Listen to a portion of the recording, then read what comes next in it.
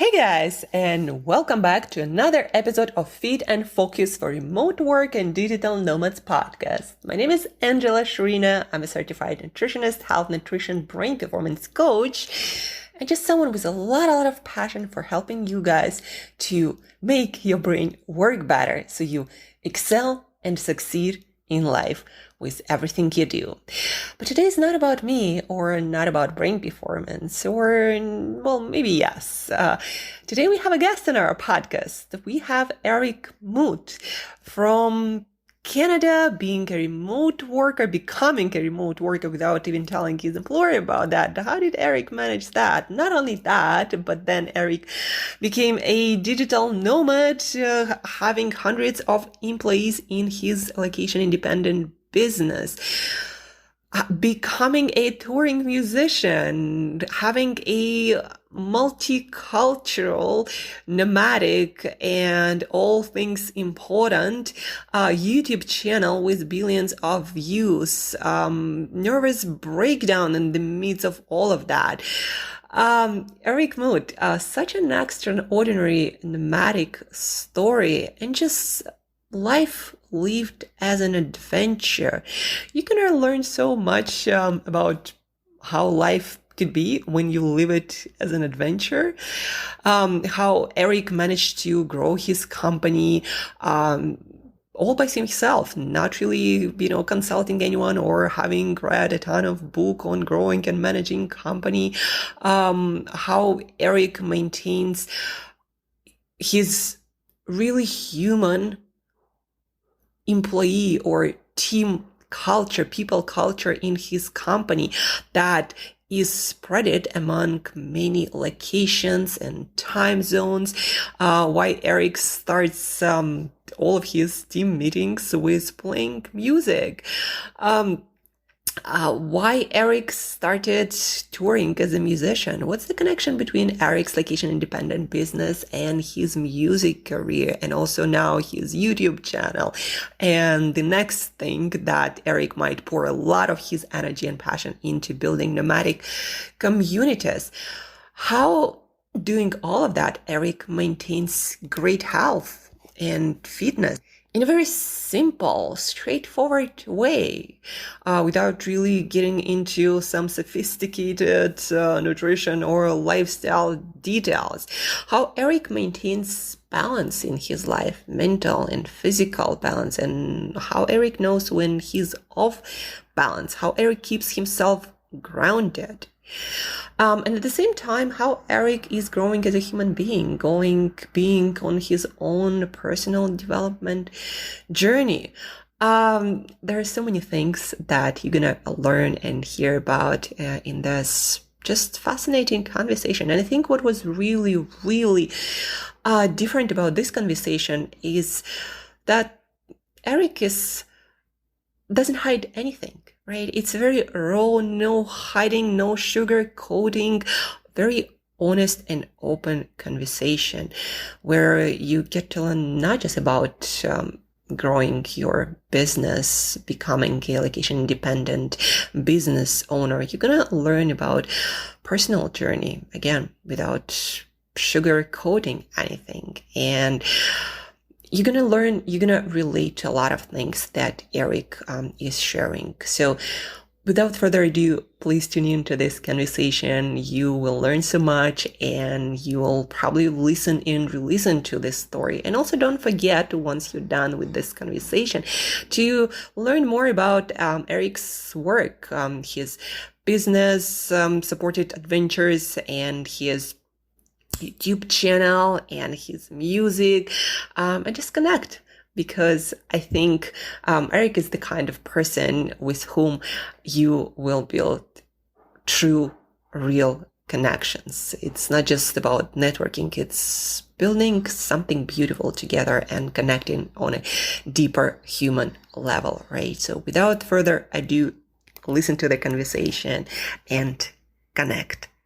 Welcome to Feed and Focus for Remote Work and Digital Nomads podcast. Very to happy as a guest. Very happy to have you as a guest, Eric. We've met in Playa del Carmen. I don't even remember actually how we initially met, It how was we set some up the sort of meeting. Facebook group or something like that, where we just Mhm. started talking, and it was like my first day there last year. And I think I messaged you, "Hey, you want to meet?" And we had some very interesting conversations. Yeah. Yeah, that's what I love about digital nomad life. You just bump into very interesting people without even planning it, right?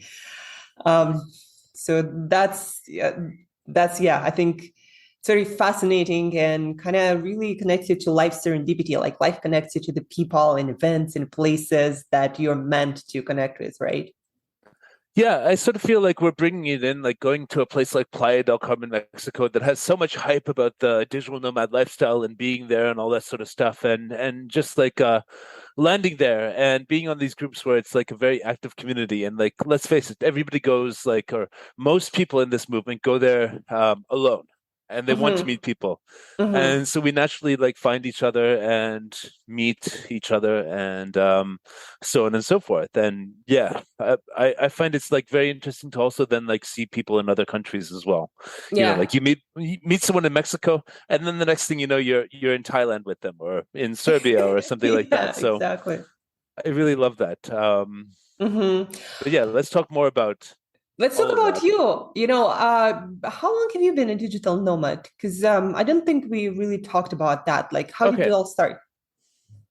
So I started having the vision for the digital nomad lifestyle from about 2007, let's say, where like I grew up in Canada, in Toronto, and I Mm-hmm. realized that I really wanted to be more in Europe. And Mm-hmm. so I started to actually like make my trips to Europe longer. So it started like okay, maybe I'll go for 1 month and backpack around Europe and not really be in touch with anybody, and then come back. But then by the end of or by the start of 2007, I started to have this vision where it's like I could go and I could like just be away, and Mm-hmm. nobody would know that I'm away because there was like this technology called Vonage, which was voice over IP, and it Mm-hmm. was like literally a Toronto phone number. If I plugged it into the internet, Mm-hmm. then I could like call from a local number, like in Toronto, even though I was in Vienna or Bratislava or And something like that. sorry Yeah. to interrupt. Why was that important? What did you do back then for work? I was a self-employed IT technician, basically. Mm. So, fixing people's computers. So with this technology, like I could talk to them, I could send people out on site, and I could also like sort of like log onto their computer remotely. Mm-hmm. But that was Mm-hmm. very elementary then. So eventually what that evolved into is in 2013, I actually decided I'm going to go remote only. Mm-hmm. And that's when I started working for Belgrade, a city I long fell in love with. Belgrade was like the most, I don't know, vibrant place I'd ever seen. Like I don't know, there was just something here Mm-hmm. where I'm still resident to this day. There was something here that I just like really needed more of in my life, and I decided in 2013 that I just wanted to work from here in my Mm-hmm. kitchen, and just like that there must be some way that somebody would pay me enough money to live here for the work I could do online. So I found a company in London, a boss over there that was like sympathetic to the whole cause, and it was saving him money because I wanted like 800 euros a month for like 15 hours a week of work, and his business didn't have that much work, so it was like a really good trade-off for like hiring some full time. So I started that in 2013 as a Mm-hmm. full-time digital nomad, and for the first time I was like, wow, this is actually happening. This is actually Mm-hmm. like I'm able to be in Serbia and like, you know, be on the phone with London, and nobody in London knows I'm not in London. Mm-hmm. And So so, yeah. 10 years, right? And also, how did you end up in Belgrade? Like, how did you initially go there? Well, it was kind of like a mix of a couple different things. Like my family was like German people from Slovakia. So I would like Mm. naturally like visit my relatives and cousins and stuff like in Slovakia, and then Mm-hmm. go a little bit further to Slovenia, Croatia, or something like that. And I would just like go out and go a little further every year. But then at the same time, I started making like really close friends with like some Serbian people in Toronto, the Mm-hmm. city I was from, and realizing that there's sort of like a really like common way that we tend to see the world. And so Mm. then it was natural that I would like the next year I would go to Belgrade. The next year I would Mm-hmm. just like check out Serbia, because I'd been Mm-hmm. to like Slovenia, Croatia, and then Serbia. And something just clicked around like 2006, 2007, where I came to this city, this Belgrade city, and I realized that like people here actually like are really open to new ideas and they speak English.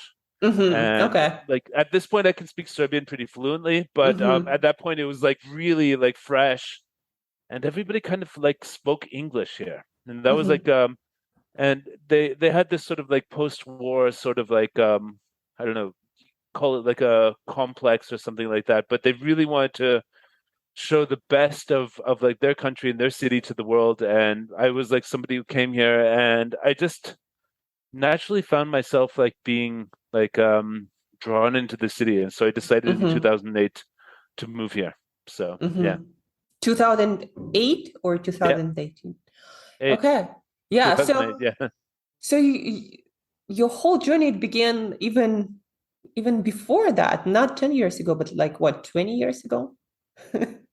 Yeah, Full. 2008 would be like no, the whole remote working journey started in like 2007, 2008 Mm-hmm. and Mm-hmm. like I was born in 1983, so I was Yeah. about 25 at the time and really like realizing that I'd reached the end of what Canada could give me in terms of Okay. like the excitement of my youth and I was just Mm-hmm. hitting wall after wall like Mm-hmm. and having had like so many experiences there and in different places that like showed me that the world outside of Canada was like a lot more, I don't know, vibrant, Mm.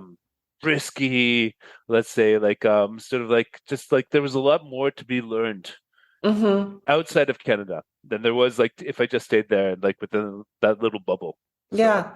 I think that's what drives a lot of nomads, that thirst for learning, right, about the world, first hand experience instead of just reading the news or TVs or I don't know if I through can sort ask of you, like what made you want to leave Russia, actually? the same thing, Yeah, I kind of like Russia. Well, I know what Russia is. Let me see what the world is yeah, outside Russia. exactly. Yeah. Because like I felt in the first 25 years of my life, I had grown as much as I could have as a human being being in Canada. And I had a father who really like supported me in this direction, really like showed me Mm, the world, like took me to, visit our family in Slovakia when I was young, took me to mm-hmm, England and all this sort of stuff, and like sort of raised me as like a citizen of the world. And yeah, they weren't mm-hmm. very surprised when I really was like, hey, I can't live here in this country anymore. I'm gonna have to go and live other places. They still are very supportive, especially when they see what I've made of it Mm-hmm. now. Yeah. And Yeah, yeah, let's maybe dive deeper into your journey of making it. You mentioned that at the beginning you were self-employed, working, fixing computers remotely. That's yeah. how it started, and into what it grew now. Share a little bit of that, maybe. Well, it's a really strange journey, and I don't think anybody could emulate this, but I can basically say that my love for wine, women, and song, literally like drew me to Eastern Europe and like this sort of wild like Eastern European life. It was like weird transition. I'm a musician as well. I'm a Mm, singer-songwriter and all this sort of stuff. And something just drew me to Belgrade. Something just like made me like need to live here. Like a real sort of like I was in Canada in 2007. It was Christmas time, and I was just like really like my soul was hurting for Serbia. And mm-hmm, so what that kind of evolved to is like me wanting to only be here. And now what it's evolved to is like me having like a company called Support Adventure, which has like more than 150 people around the world who work remotely for that company mm-hmm. And what do you and our do, clients. guys? Same job I always had in Canada, which was IT support, but we became sort of Mm, like a staffing company for like IT support companies in like the UK or the US who want to mm-hmm, try outsourcing abroad, want to try see who they can find in different countries, save some money and get better people sort of stuff. mm-hmm, And we put it mm-hmm, together so that they don't have to do a lot of the legwork.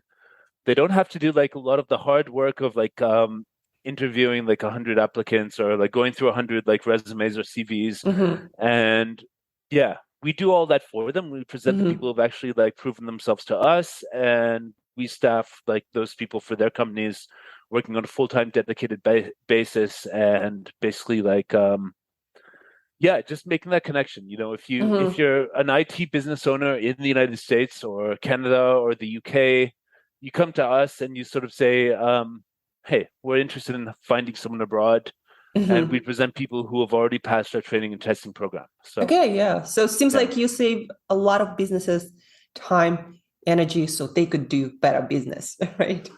Yeah, that's kind of the thing. Like trying to make a formula where Mm-hmm. you can take on one side, like you know, we get about like 600 or 700 applicants every week Mm-hmm. right now. So it's like a huge Okay. amount of data. It's a huge Yeah. amount of people.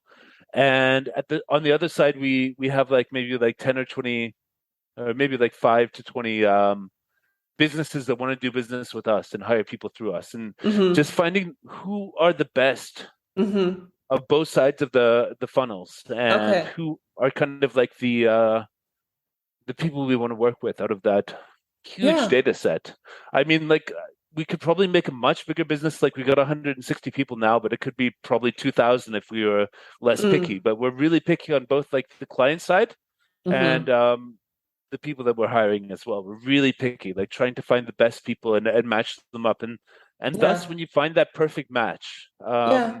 I think it also will like yeah, in the future will save you a lot of headache, right? When you really choosy about the people you work with, yeah. that tends to save you a lot of energy, a lot of time. Yeah, even though, yeah, as you mentioned, you might be scaling faster. Yeah, Um, it's really important to know what your values are. Um, and yeah. what sort of like are you going from a like a place of desperation to grow your business, or are you going Mm-hmm. from a place of inspiration and sort of like finding those people who are really like a good match and like ensuring Mm-hmm. that they get onboarded properly and all that sort of Mm-hmm. stuff? Yeah. I am curious about one thing. A lot of digital nomads, when they start this journey, a lot of people also on entrepreneurial journey, they're like, well, I want to do what I'm passionate about. And I'm curious, were you passionate about this business or you just kind of, stumbled upon good business model and you decided to give it a go? Listen, I was really passionate about not having to go back to Canada, like not Okay. going back to Toronto, not showing up at my parents' house and staying with them another time for like 3 months or whatever while I refilled my like savings to go back to Europe. And I was really passionate about like being in Belgrade and being stable. So Mm-hmm. stability became one of the core values of the business. And yeah, the passion was literally like, Yeah, for I want something to make else. it possible. Yeah. Like, okay, so as I kind of look at it, like the Western countries are good for business, Mm-hmm. but kind of bad for pleasure. And countries Okay. like Mexico, Serbia, and Thailand are pretty bad for business, but good for pleasure. You know, like it's really easy to enjoy in these types of countries. And so I saw that there was a possibility to make like the best of both worlds. Okay. I think that's I a lot saw, of yeah. digital nomads are looking for. Enjoy the best of all worlds, So whatever. there's a huge amount of passion, like just like to not have to go back, not Mm-hmm. have to like be somewhere. I don't know. Like I worked for like 1 year in London in an office job because I couldn't like hack it like as a freelancer. Mm-hmm. And it was just like it was soul destroying, like just to be like going to the office every day and stuff like that. So the passion was never to have to do that again. Mm-hmm. Yeah. So the And passion for lifestyle, that's what drove you. yeah, the passion for like being able to answer like IT support calls while I'm cooking like a goulash in my kitchen, for example. Like really like that sort of like simple pleasure of life. Like if only I could just not have to leave here ever again. If only I could just like stay where I am in Mm-hmm. this city that I love, this Belgrade, and if only I could just like find a way that I could provide value to the world Yeah. while And you did it, staying right. right? Yeah, I did it. Yeah. And it Give grew. listeners, yeah, an idea of how much you grew because I was blown away, how much you grew your business over the course of all these years. Yeah, it's kind of like a blur. If I'm going to be honest, like it's kind of um, like the first guy I hired was like the start of 2015, Mm-hmm. and now it's 2022, and we've got 160 people around the world. Definitely, like the turning points were, I think, like the one of the big turning points is when we had about 10 people or 12 people or Mm-hmm. something. I took my first trip to Southeast Asia. And Mm-hmm. at the time, we were doing like 24-hour support, and I needed to hire people for the night shift. So I found, Mm-hmm. this great Brazilian guy in Vietnam and all this sort of stuff. So Mm-hmm.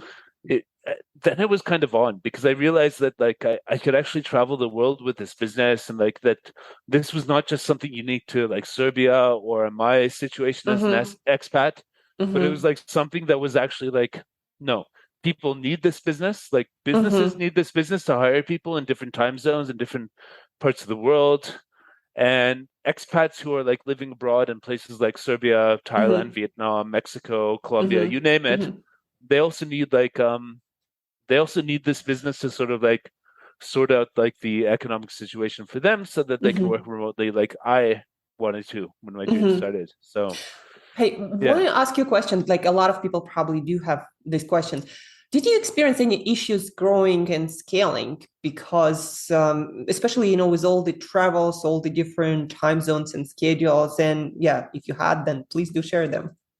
Of course, there's issues. Like at this point, we've got 700 applicants like a week who are coming into the business, and I really wish that we could do like a better job of like communicating with those people. When there's 700 of them, it's kind of tricky, Mm-hmm. and you're operating this sort of funnel where only very few are going to actually like make it through, and like now it's become the same thing on the client side. Like yeah, the challenge is like not everybody feels like we're fair or whatever because like it can seem quite random like Mm-hmm.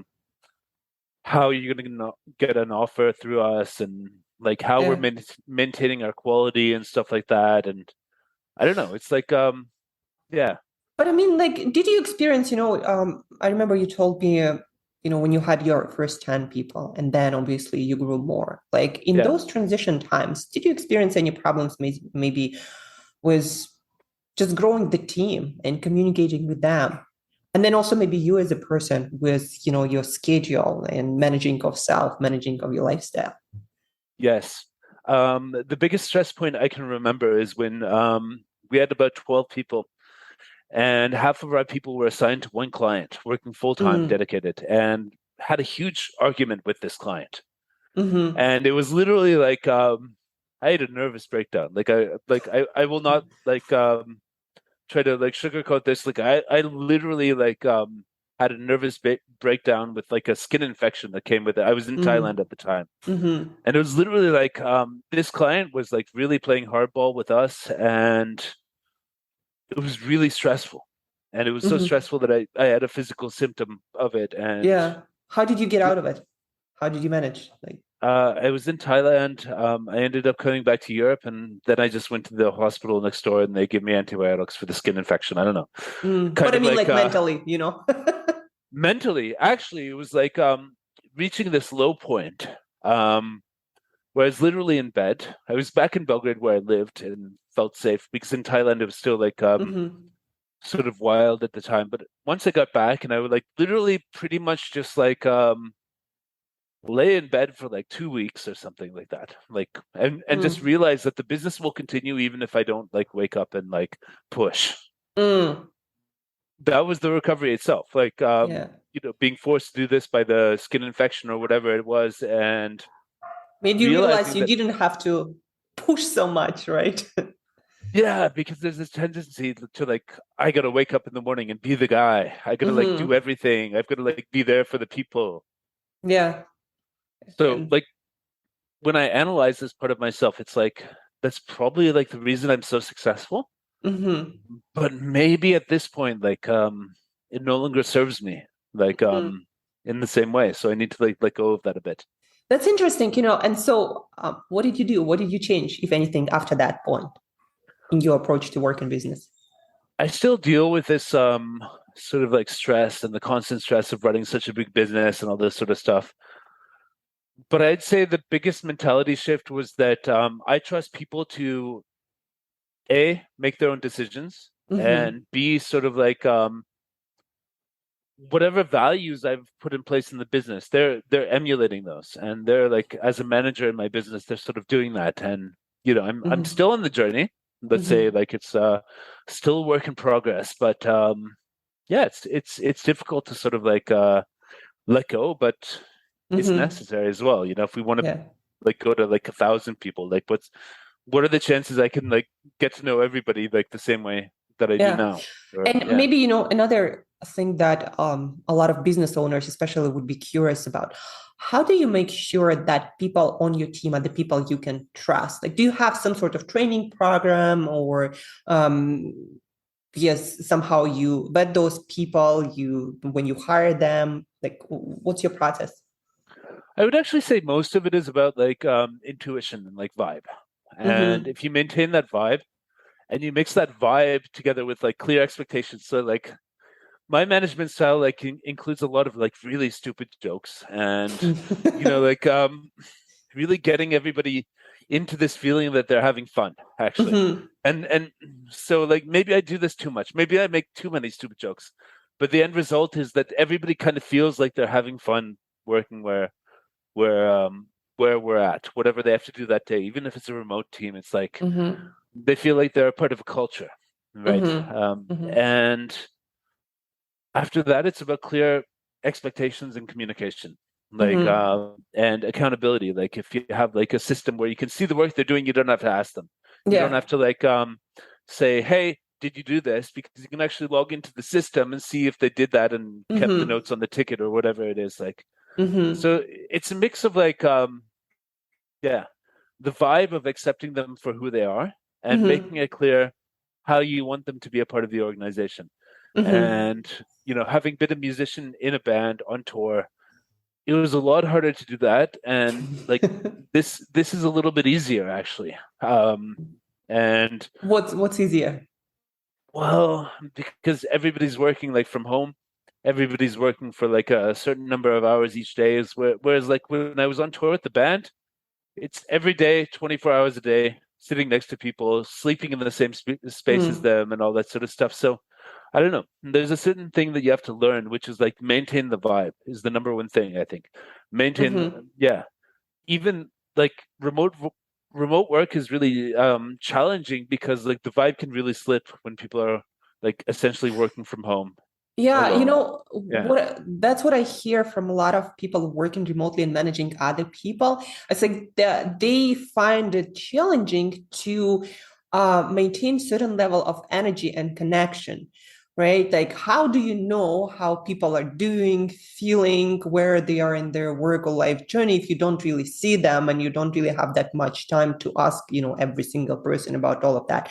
So maybe, tell us a little bit more about that too. Like, how do you manage to do that? How do you manage to maintain that vibe in your people? How do you Well, kind of? I still think there's something to learn about this.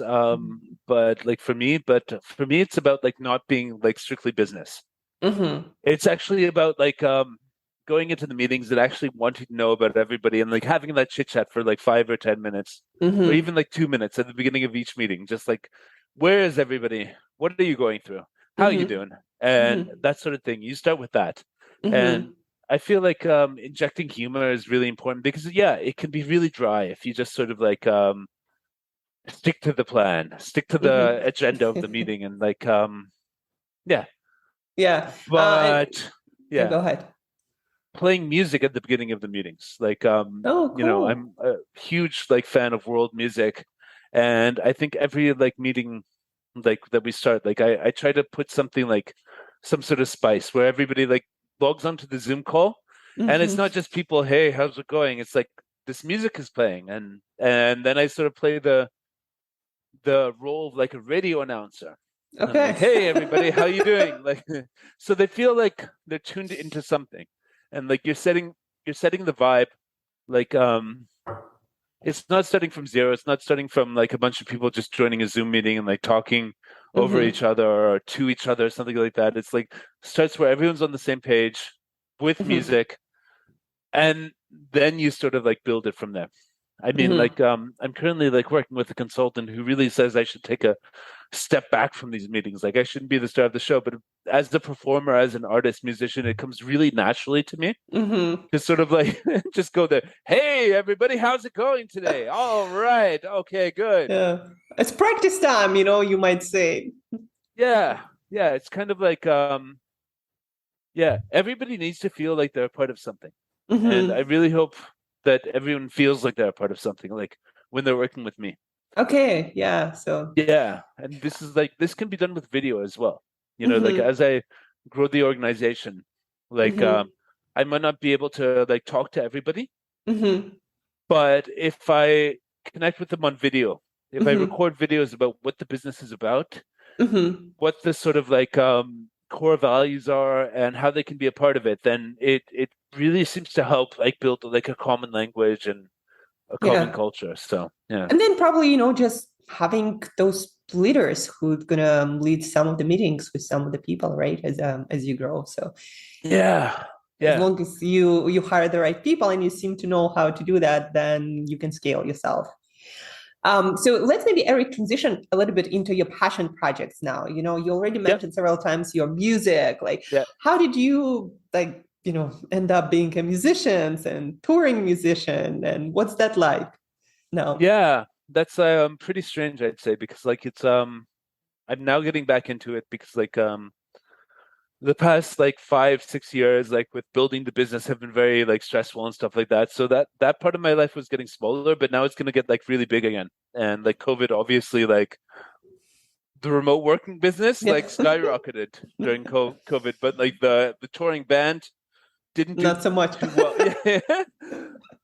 And so like it really started with like I was 11 years old and my dad like brought home the first computer and also started teaching me how to play guitar.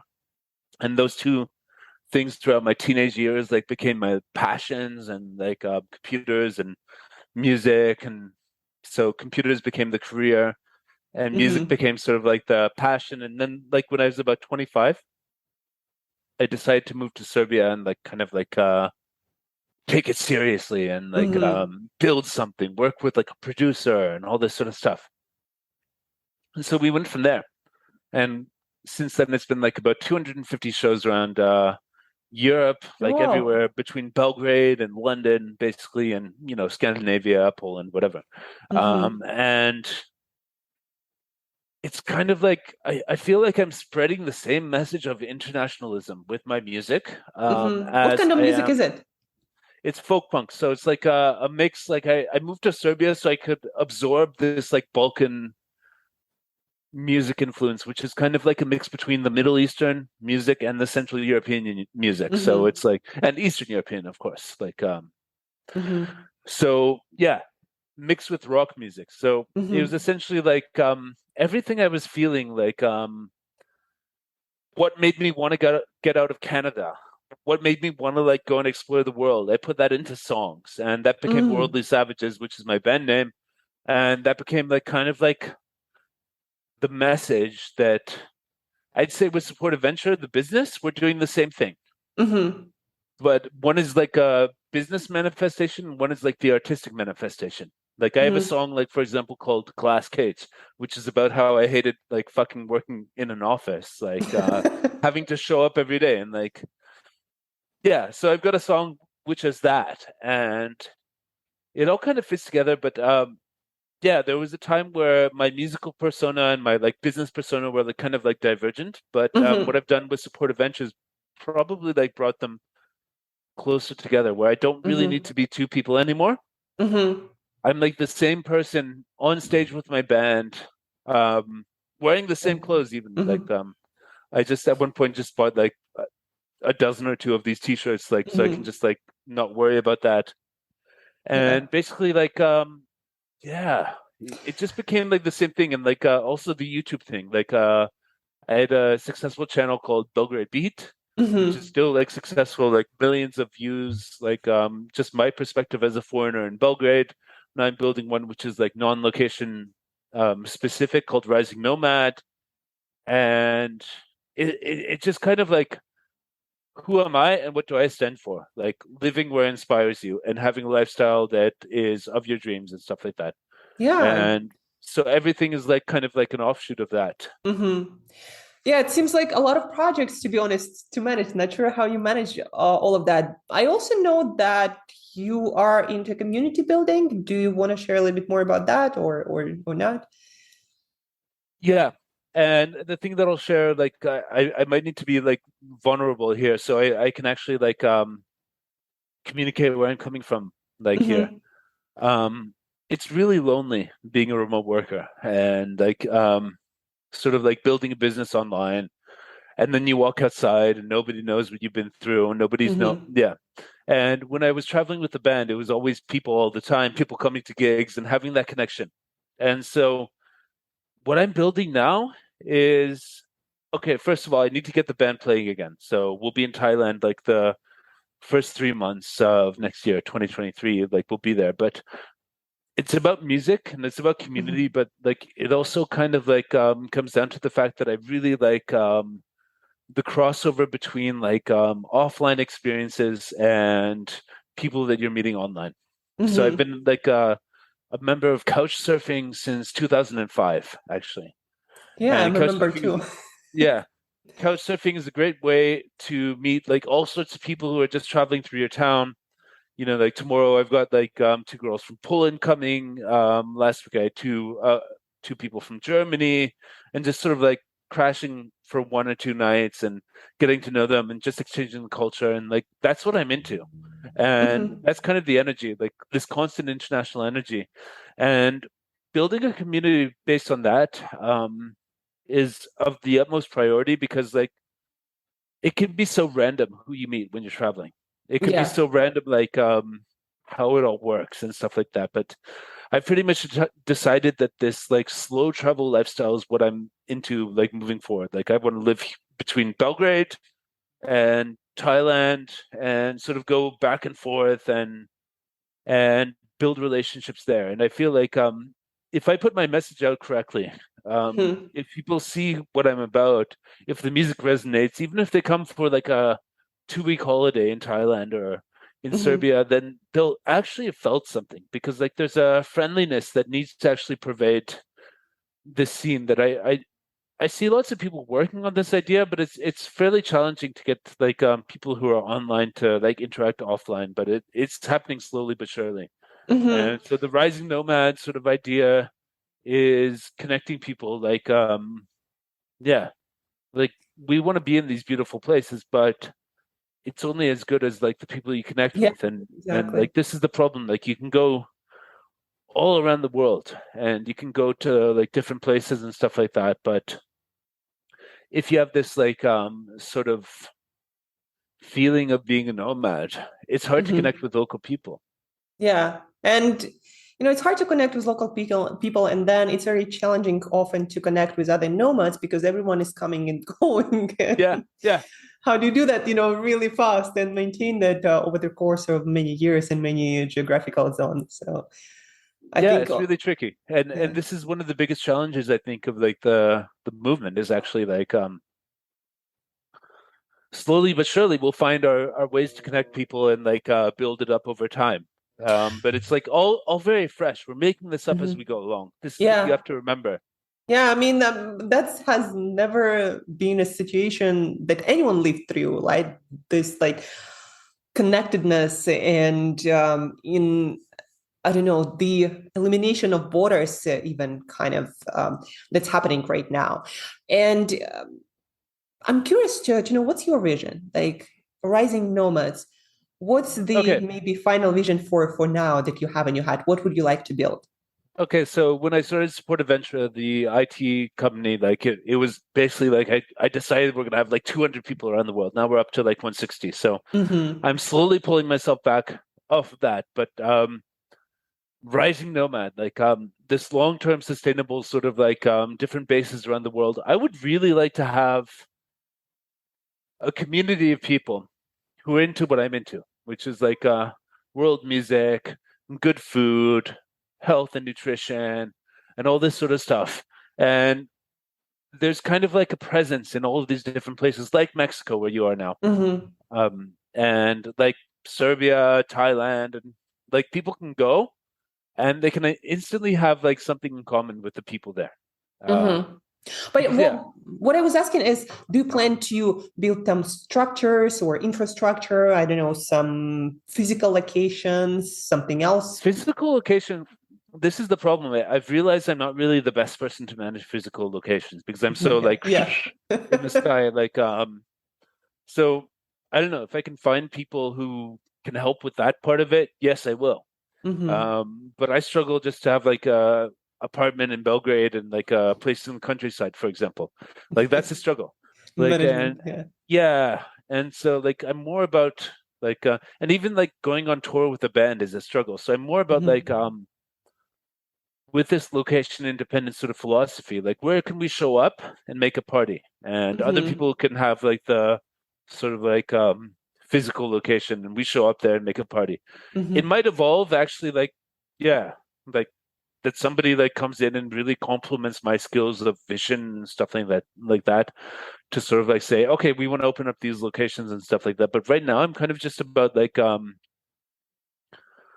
what's missing from my life is it a digital nomad? Like what's Mm-hmm. missing from like where like okay, so I got on this journey like about like 9 years ago, and like what where are we now, and how does this like sort of manifest the next level? And it comes down to like, yes, I need more community, I need more Mm-hmm. people around me, I need more like sort of like people around me that will take this stuff. And if somebody makes like yeah, I mean I love all these restaurants that I go to, like in all these Gorgeous. places where I Yeah. go, and I love all the cultures, but my head is in the clouds basically. So yeah, But hey, it got you through quite a journey and you built quite a business, So, it did. um, Yeah.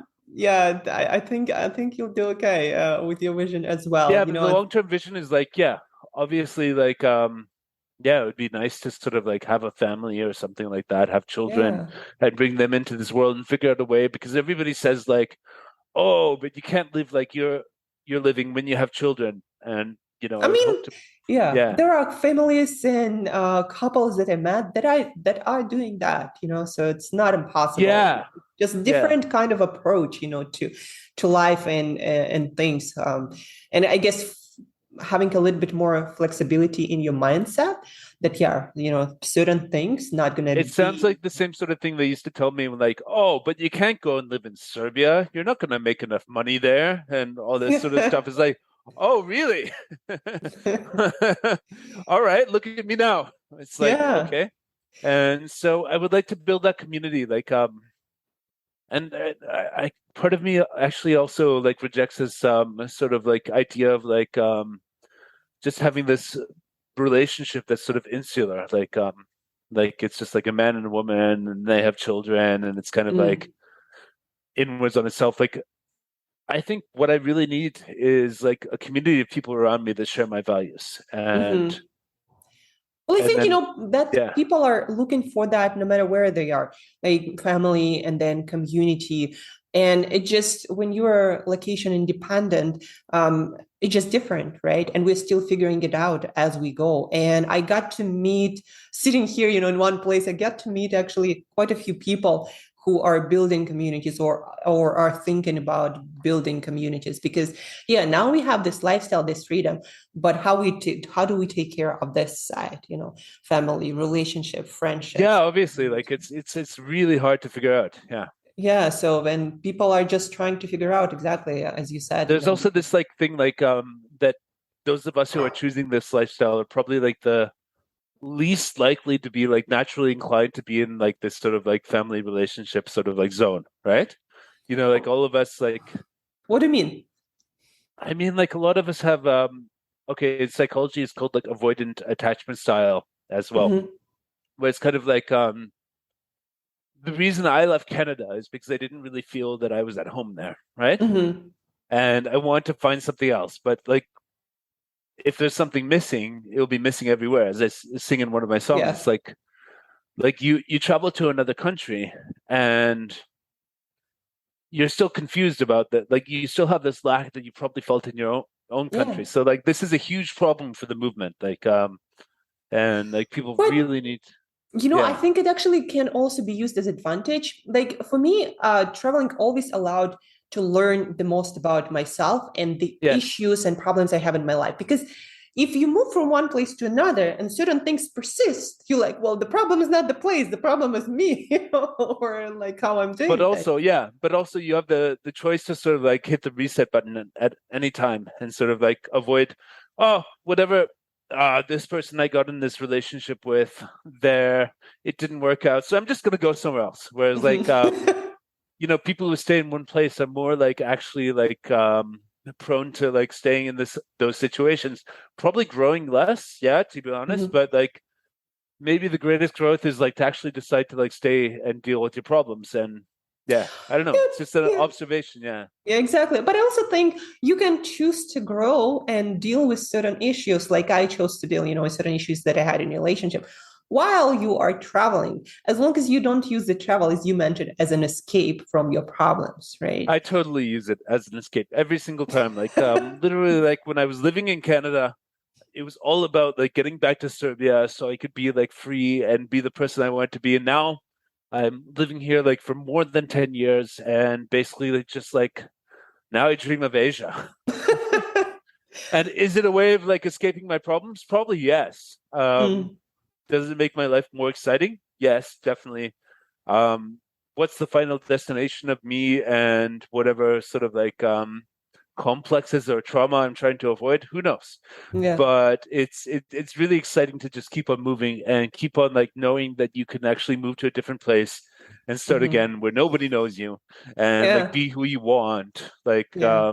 and all this sort of stuff. Like yeah, super exciting. But at one point, like yeah, I feel like now like I'm reaching the point where I need to like build myself up in Thailand, and I built myself up in Serbia, but it didn't like necessarily like reach the final manifestation of who I want to be. So now I'm moving Hmm. onwards, like to I don't know. It's like it's yeah, to keep on growing and realizing that sometimes like places don't grow with you. Yeah, but to be fair, Eric, I think growth it's a never-ending process, right? You don't really arrive. You just keep growing until you die, and that's like what life journey is about. I mean, you can not grow and just live your life, or you can choose to grow, right? For me, having to be stuck here in Mexico, actually, because of Russian-Ukrainian conflict, etc., it actually Okay. taught me one very important lesson that I can grow, develop, learn, self improve in one place, and I can be happy in one place too. And now, when I'm choosing to leave this place, I'm leaving it not because I don't feel good here or because I'm trying to find something new or run away from something, but because I feel there is a next step that I got to take, Yeah. and the step is not here, Yeah. right? Yeah. It's like some friends also told me, well, are you sure you're not just trying to find a greener grass? And I'm like, no, at this point, I am sure because I'm pretty good here. Yeah. Yeah. Yeah. But let's maybe this is deep talk, and we can probably talk about that for like hours. Self growth, self realization, personal development. I'd like to switch gears though, so our listeners could also benefit from your tips and experience as a digital nomad Yeah. in other areas. I'm passionate about health, fitness, nutrition, productivity. So as a person who did so much, traveled so much, internally and externally, do you have any sorts of advice or lessons, things that you learned about those areas? Health, nutrition, fitness. You are obviously in good health, Yeah. in physical, in mental, and thriving. So, what did you learn? And also, maybe if you had low points, that would be also interesting. I mean, it depends on your like sort of orientation, your natural genetic benefit. But like I'm somebody, if I don't actually watch what I eat, if I just like eat unconsciously, I will gain weight. Yeah, I'm the same. Yeah, yeah. So it's kind of like, okay, count your calories. It's like it seems like very extreme to a lot of people to count your calories. But for me it's like at this point, like, yeah, count the calories. Like see what you're eating, see what's going in, exercise. Also like find some way that you can like be grounded. And for me it's like yoga. Mm, Actually I have a teacher, Georgina, who I work with online, and we just did yoga like 2 hours ago today. And mm-hmm, basically, just like wherever I am in the world, we do a yoga class like at least like twice a week. mm-hmm. So that really like keeps me grounded wherever I'm at. What do you So mean by grounded? It's a term that's used often, but not so many people right, really connect with that and understand it. I'm feeling like grounded would mean like I wake up in the morning Mm-hmm. and no matter where I am, there's a way of connecting to myself.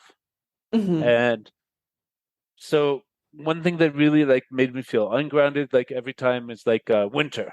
Like it's cold to go outside. So that felt ungrounded every time. So like through my digital nomad routine, I like realized that I need to like always be in warm places and that's my Hmm. preference.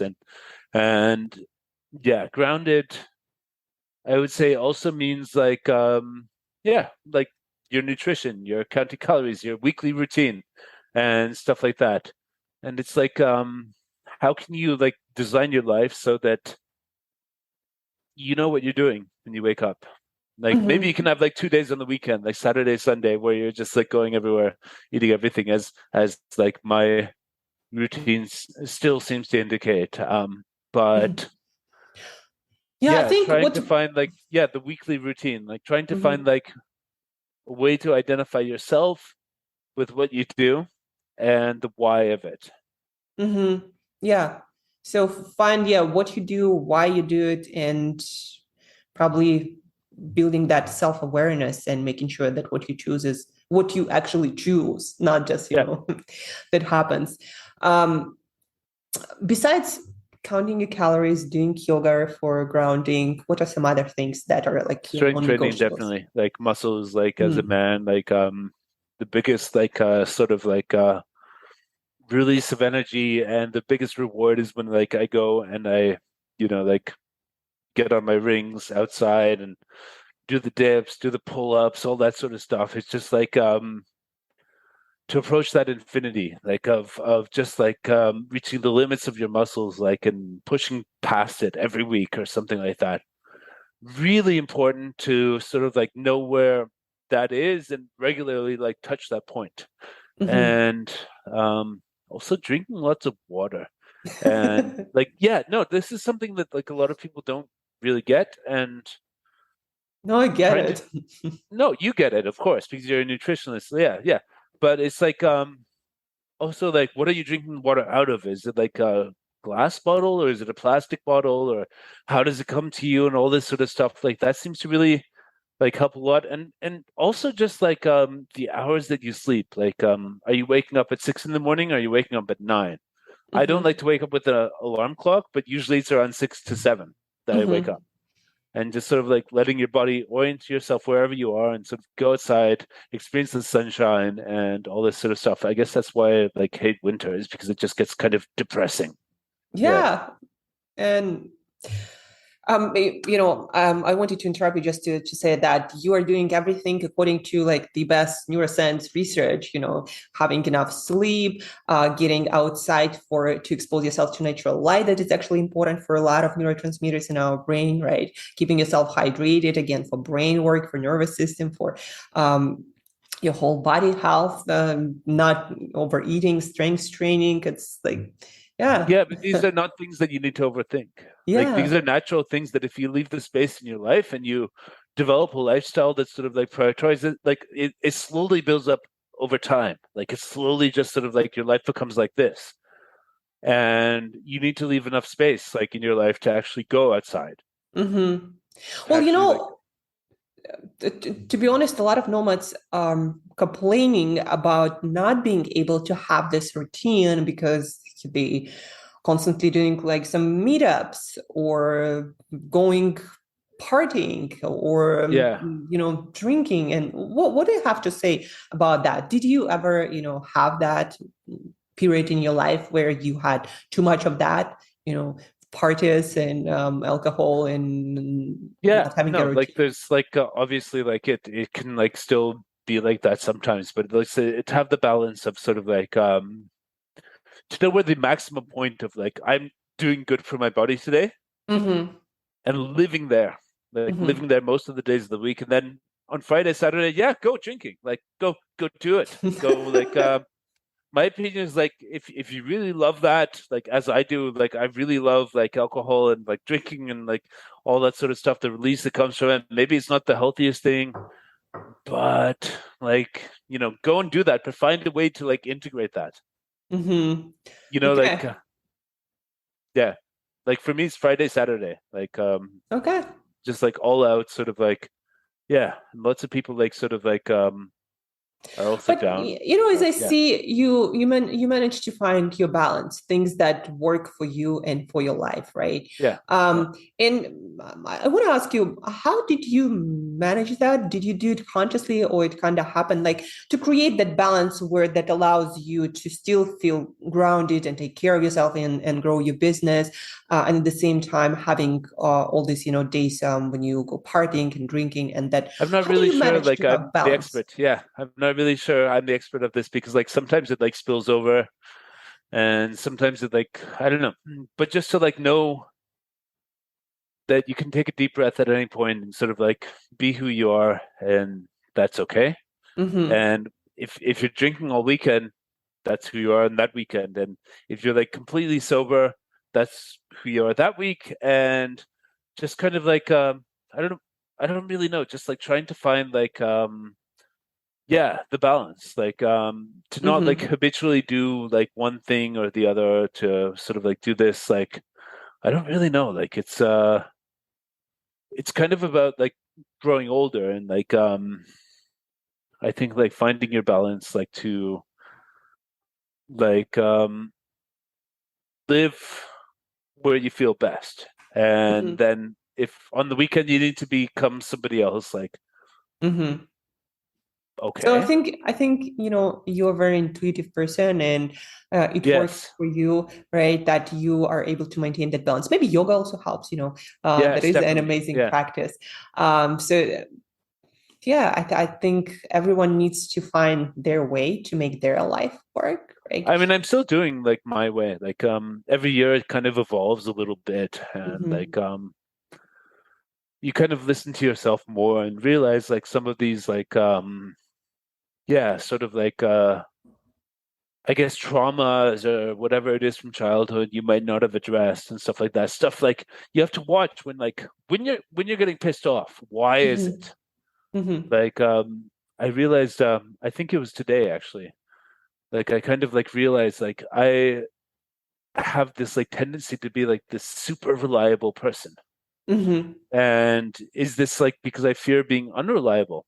Is it because I fear to be like somebody who's like, and what was like my conditioning as a child, like I'm coming from like a German upbringing, which is very much Mm-hmm. like you need to be on time all the time. You need to like be disciplined and get things done and all that sort of stuff. And like, where's this programming Mm-hmm. in my head? So yeah, it's just like maybe I could try like being less reliable is Mm-hmm. kind of like my like thought process today. It's like Mm-hmm. because I just like went to the countryside in Serbia and literally like Friday until like Monday morning past, like I allowed myself to just like venture out into like literally like I was just like out in the countryside. Like Mm-hmm. the sun was like going down and coming up for 3 nights and I Mm-hmm. just let myself be there. And yeah. And so I woke up this morning feeling like a little bit confused, like what Mm-hmm. just happened? I was like so unstructured like for these past 3 days, whereas normally like my whole life is about structure. Okay. And you need So to be for a digital nomad, like to be a success. Like you need to be structured. You need to like get things done. You need to like sort of like be this person who's like mm-hmm. achieving something because like otherwise you've just got this void around you. But Yeah. I mean at And this it's point in the journey, yeah, I want to just let go a bit. Yeah. mhm. But it is very important that you mentioned, I kind of like got it out of you, that you do have a structure. You mentioned that you're very reliable, etc. I didn't think you'll be able to get things done if you just let it go, whichever way it wanted to go, right? So, how did you, and you mentioned it was your personality, so maybe it just came natural to you to be that structured and reliable, right? Yeah, Uh, which is good. Like it's a virtue, like as far as society is concerned. But I don't know. It's just like but yeah, at that's one how you point it get things goes, done, right? yeah, yeah. But like, it's like they say like one sort of business seminar I went to was like it's not the like sort of like to be a control freak. It's not about the Hmm. control. Control is not a bad thing. It's the Yeah. need for control, which is a bad thing. You Yeah. know, I mean, without the control, you need, can't get anything done, but yeah. yeah, the need for like life to figure certain Hmm. pictures. Yeah, Hmm. Yeah. And as a digital nomad, as we know, you can't really afford that kind of rigidness around life. And I don't think, you can control life anyhow, no matter what kind of lifestyle you live, whether like it's digital nomad, remote, or or in one location and you go to the office, right? there's Uh, always like something that will get you in life, and there's yeah. always something that's going to like make you feel like unsatisfied and like stuff to work on. And I don't like Mhm. actually believe that everybody like anybody could ever actually reach their perfect point or Yeah. like yeah. I So think, somebody said it. If you don't have problems in life, you're dead. It's kind of like, I think, why we're here, right? To figure shit out and grow as much as possible. but the question is like, which problems do you want in your life, and which hassle do you want to like take on? You know, like Yeah. I've become very intolerant, like with bureaucracy, for example, Hmm. as Yeah. I go along the journey. Like, Yeah. why do I have to focus on filling out this form and going to this office and all this sort of stuff? And like, yeah, there's always like something that gets you, and like, Yeah. but the things that make us feel bad and the things that we're avoiding are kind of what make us like dream bigger and go further And fix and things, right? and fix things and solve problems for other people. You know, like Hmm. yeah. So this is, I would say, the greatest metaphor of the digital nomad life is just like we were not happy where we were, and so we left. And Yeah. we went out into the world, and we're trying to find the ideal circumstance based on talking to people online and being in like these tropical destinations or whatever it is, like where you want to be, and like a hybrid of like the business you can do online and the people you can like sort of like connect with there in calls like this, and then like in a place that really inspires you. And it's like it's because that like we were not satisfied where we were Hmm. growing up and the circumstances and stuff like that. So we went further. We went Yeah. out there. Yeah. To learn and probably to fix it, right? As a long-term digital nomad, at one point you realize that you actually also want to change and fix and yeah, make the world a better place. Yeah. So I think, Eric, this is a beautiful place to finish our episode. We You know, it talked. can go longer, but yeah, Yes, okay, fine, yes. fine, fine. It can go longer and longer, but we also will be mindful about listeners and viewers' time and attention. We gotta, go get explore and fix things. So but it was an amazing conversation, Yeah, thank you. really free flowing, and you shared so much through your personal stories and your experience. So I think a lot of listeners would learn a lot from you and can relate to that. And also, I'm sure a lot of listeners would want to connect with you to perhaps ask their questions and learn more from you. So what are like the best places? I know you work in a lot of projects, but maybe if you were to mention two, three best places to connect, Well, where you can should people probably find go? me on couch surfing for Belgrade if you're coming to Belgrade Okay. in the next few months. Then I'll be on Kopangan in Thailand. You can also find me on Facebook, Mm-hmm. Erik Mut, and Yeah, I'm gonna link yeah, that. Support Adventure is my tech business. If you want to Mm-hmm. like get a job like as an IT technician working remotely, that's what we do.